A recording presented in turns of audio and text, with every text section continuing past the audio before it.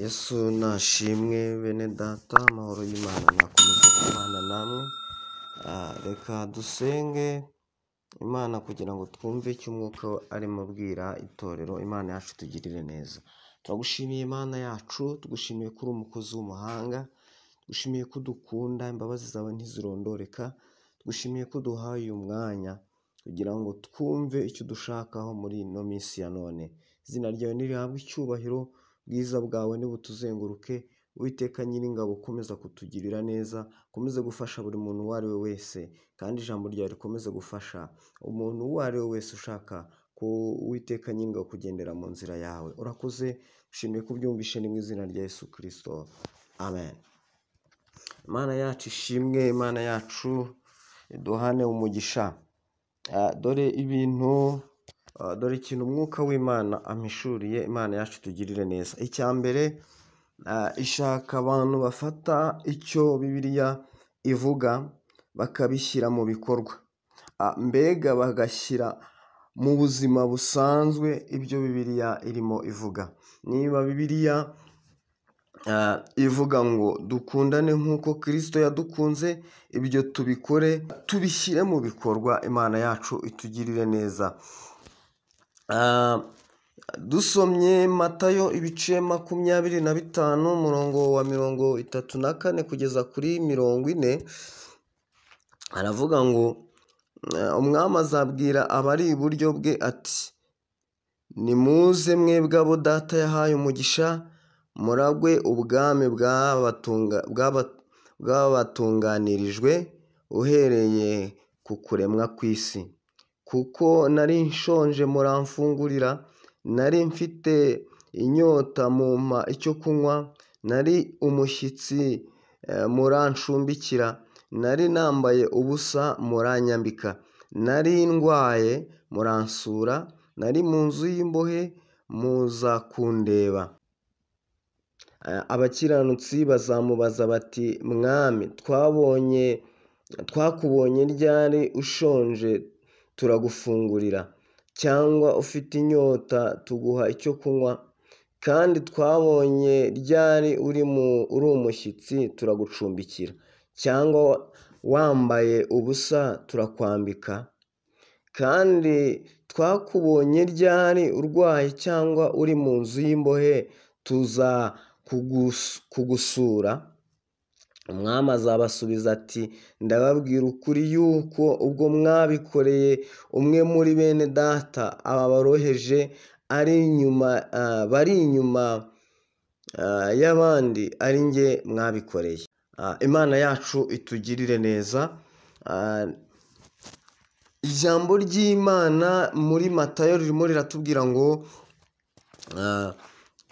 ubwo ku munsi w'imperuka Imana izabwira abari iburyo bwayo, cyangwa se Yesu azabwira abari iburyo bwe, ababwire ngo nari ndwaye muransura murangemurira, nari nshonje murumpa ibyo kurya.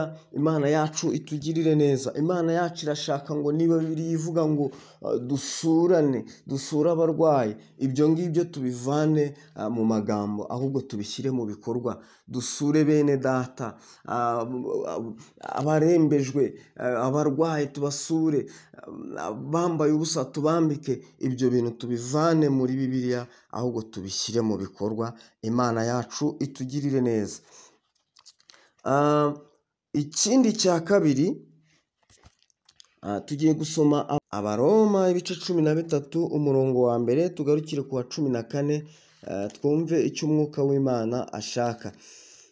Umuntu wese agandukire abatware bamutwara, kuko ari nta butware butava ku Mana, n'abatware bariho bashyizweho n'Imana.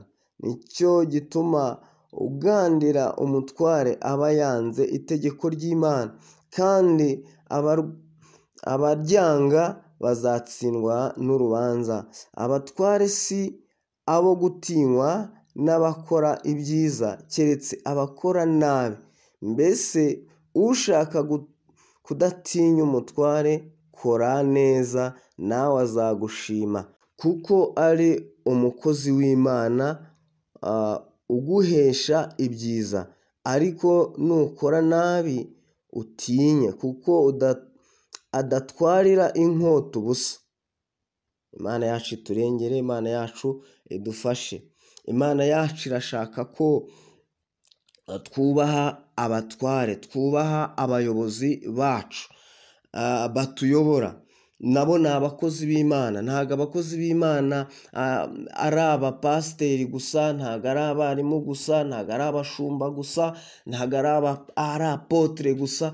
Oya, n'abayobozi bacu ba leta nabo ni abakozi b'Imana. Niko Imana yampishuriye, tububahe, twumve ibyo bakora. Niba badusaba kujya gukora umuganda, tubikore. Niba badusaba gutanga mitiweli, ibyo ngibyo tubyubahe, tubikore. Niba bariho kugira ngo barinde abajura, reka kwiba, ibyo ngibyo. Abo ni abakozi b'Imana. Imana yampishuriye ko tugomba kubaha abayobozi bacu, nabo ni abakozi b'Imana. Nubasuzugura uraba wishe itegeko ry'Imana, kuko ari umukozi w'Imana uguhesha ibyiza, ariko nukora nabi utinye, kuko adatwarira inkota ubusa. Ntago batwarira inkota ubusa. Imana yacu iturengere, Imana yacu ikomeze kutwigisha. Ntago batwarira imbunda ubusa, ntago biriya bikoresho babitwarira ubusa, biri mu mugambi w'Imana. Ni umukozi w'Imana uhoresha umujinya ukora nabi. Uriya ni umukozi w'Imana. Niko Bibiliya irimo iratubwira. Irimo iratubwira ngo ni umukozi w'Imana uhoresha cyangwa se uhanisha inkota cyangwa se ikindi gikoresho, ahanisha imbunda, ibikoresho nyine bya gisirikare bisanzwe dusanzwe tuzi. Imana yacu tugirire neza. Uyu mukozi w'Imana ufite inkota, ntabwo iyi nkota yitwarira ubusa, no kugira ngo ahane abakora nabi.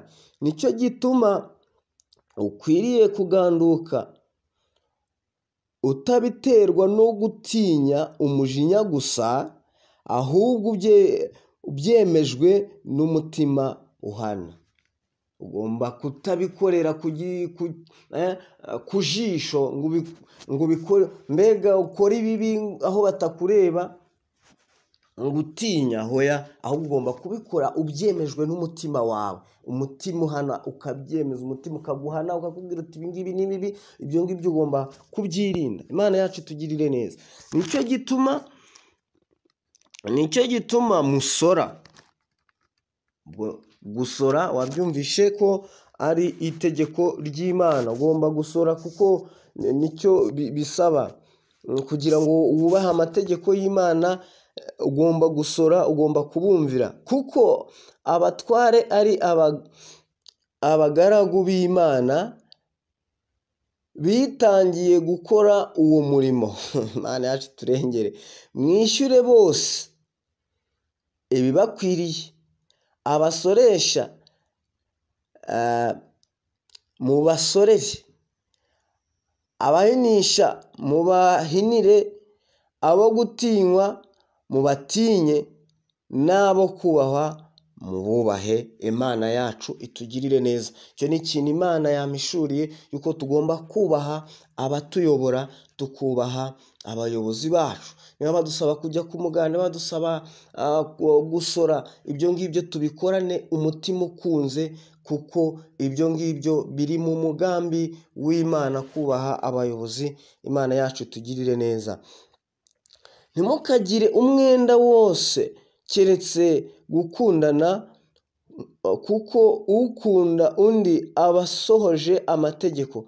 Kuko ibi ngo ntugasambane, ntukice, ntukibe, ntukifuze, n'andi mategeko yose bihurira muri iri jambo ngo ukunde mugenzi wawe nk'uko wikunda. Ufite urukundo ntagirira mugenzi we nabi. Nicyo gituma urukundo ari rwo rusohoza amategeko yose. Imana yacu iturengere. iryo ni ijambo ry'Imana. Dukundane, tugire urukundo, iryo ni ryo tegeko riruta ayandi yose. Iryo ni ryo tegeko rikubiyemo ayandi mategeko yose. Iby'impaka by'inshinga amategeko, ngo iri tegeko ngo nturyubahiriza, undi akavuga ati, undi agashinga idini akavuga ati njyewe iri tegeko abantu bararyirengagije. Iryo ngiryo dukwiye kuryitaho kugira ngo turonke ubwami bw'Imana. Ibyo ngibyo ntibabayobye, ntibabashuke. Dore itegeko Kristo arimo atubwira rikubiyemo andi mategeko yose ni iryo gukundana. Kuko ukunze mugenzi we ntabwo ashobora kumugambanira, ntabwo ashobora kumwica. Ukunze mugenzi we ntabwo ashobora kumugirira ishyari. Imana yacu iturengere. Nuko mujye mugenza mutyo, kuko muzi yuko igihe cyo gukanguka gisohoye rwose. Kuri 11 Matayo 13:11 niho ari kutubwira ngo nuko mujye mugenza mutyo, kuko muzi yuko igihe cyo gukanguka gisohoye rwose. Dore agakiza kacu karatwegereye kuruta igihe twizereye. Imana yacu itugirire neza. Ijoro rirakuze burenda gucya, nuko twiyambure imirimo y'umwijima, twambare intwaro z'umucyo, tugendane ingeso nziza nk'abagenda mu mucyo, tutagira ibiganiro bibi, tudasinda. Imana yacu iturengere. Tudasambana, tudakora iby'isoni nke, tudatongana, kandi tutagira ishyari, ahubwo mwambara umwami Yesu Kristo, kandi ntimuhe urwaho imibiri yanyu ngo ibone uko ikora ibyo yifuza. Imana yacu itugirire neza, Imana yacu idufashe. Icyo ni cyo umwuka w'Imana adushakaho uyu munsi. Icyo Imana yacu ishaka ko dukora, ibyo nibyo dukwiye kwitondera, nibyo dukwiye gukora kugira ngo Imana yacu ikomeze kutureba neza. Imana yacu iduhane umugisha. Murakoze. Amahoro y'Imana nakomeze kubana namwe. Ndabashimiye.